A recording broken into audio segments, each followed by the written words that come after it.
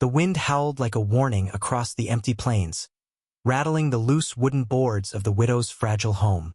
Inside, Maria clutched her thin shawl tighter around her shoulders, trying to ignore the hunger gnawing in her stomach. It had been 3 days since she and her young son, Daniel, had eaten a proper meal. Life hadn't been kind.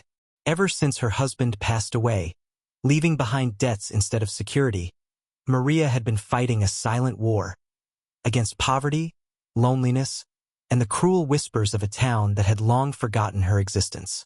That night, as darkness swallowed the horizon, a loud knock shattered the silence. Knock! Knock! Maria froze. No one visited her. Not anymore. Her heart pounded as she slowly approached the door. Every instinct told her not to open it. But something else, something deeper, whispered that whoever stood outside needed help. She opened it. A tall man stood there, soaked from head to toe, his clothes covered in dust and rain, his face shadowed beneath a worn cowboy hat. His eyes, though, they weren't ordinary. They carried exhaustion, and something else, something heavy. "Ma'am," he said quietly, his voice rough, "I just need a place to stay for the night. I'll leave at sunrise." Maria hesitated. She had nothing. Not enough food. Not enough space. Not even enough warmth. But she saw something in his eyes. Desperation she knew too well. And without thinking, she stepped aside. "You can come in." That one decision would change her life forever. Inside the small house, the stranger sat near the fire Maria struggled to keep alive with scraps of wood. Daniel peeked from behind his mother, curious but cautious.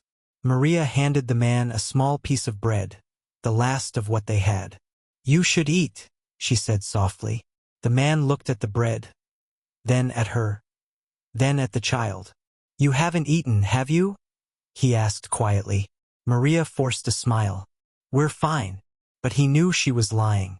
Instead of eating it himself, he broke the bread into 2 pieces and handed it back to Daniel. "I've had better meals," he said, pretending. "You take it." Maria was stunned. Strangers didn't do that. Not in this world. Not anymore.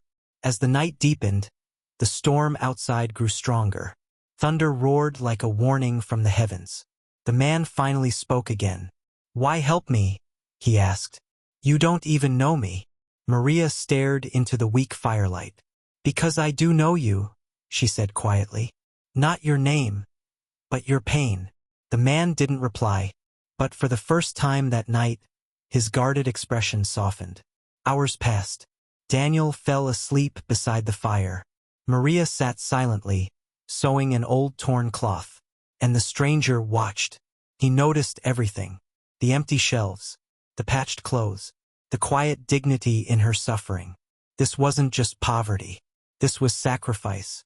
Before dawn, while the world was still wrapped in silence, the man stood up. Maria woke instantly. "You're leaving?"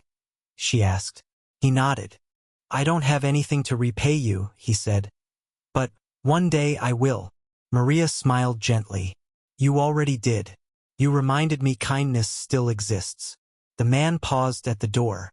For a moment it seemed like he wanted to say more, but instead, he tipped his hat and disappeared into the morning fog. Maria closed the door, thinking she would never see him again. Just another stranger. Just another passing moment in a life full of hardship. She had no idea that man was not ordinary, and that this simple act of kindness had just rewritten her destiny. Backhand index pointing right if this story is touching your heart so far. Don't forget to subscribe, because what happens next will leave you speechless. Weeks passed. Life didn't magically improve. Maria still struggled, still worked endlessly for scraps, still faced the same cold world every day. But something inside her had changed. Hope. A small, quiet hope born from that single night. Then one afternoon, everything shifted. A convoy of horses and polished carriages rolled into town, drawing attention from everyone. Rich men, powerful men. And at the center of it all was a figure Maria recognized instantly. Her heart stopped. It was him, the stranger. But he looked different, clean, confident, respected. People greeted him with admiration. Sir, they called him. Boss. Mr. Carter. Maria stood frozen. A millionaire cowboy? Before she could process anything, the man's eyes found her in the crowd, and he smiled. Not the polite smile of a wealthy man, but the genuine one she remembered from that stormy night.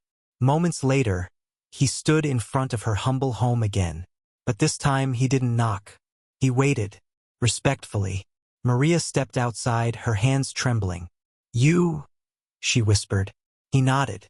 I told you I'd come back. Daniel ran forward, recognizing him. You came back, the boy shouted. The man knelt and smiled warmly. I promised, didn't I? Maria was overwhelmed. Why? She asked. Why come back for us? The man took a deep breath. Because that night, you gave me something no one else ever did. Maria looked confused. You gave me kindness when I had nothing to offer, he continued. You treated me like I mattered, when the whole world only saw my money. Maria's eyes widened. You knew? She asked. He nodded. I've been rich for years, but I left it behind for a while, to see who people truly were. He looked around her small, broken home. And you showed me the truth. What happened next stunned the entire town. Within days, Maria's house was rebuilt. Her debts were cleared. Daniel was enrolled in the best school in the region.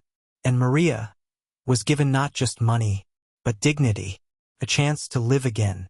But the real surprise came later. One quiet evening, as the sun dipped below the horizon, the man returned once more. Not with wealth, not with gifts, but with something far more meaningful. Maria, he said softly, I've traveled the world, met countless people, but I've never met someone like you. She looked at him, her heart racing. You changed me, he continued, and I don't want to leave again. Tears filled her eyes, not because of the wealth, not because of the miracle, but because, for the first time in years, she felt seen. And sometimes, that's worth more than anything money can buy. Backhand index pointing right if you believe kindness can change lives. Hit subscribe now, because this channel is filled with stories that prove even the smallest good deed can create the biggest miracles.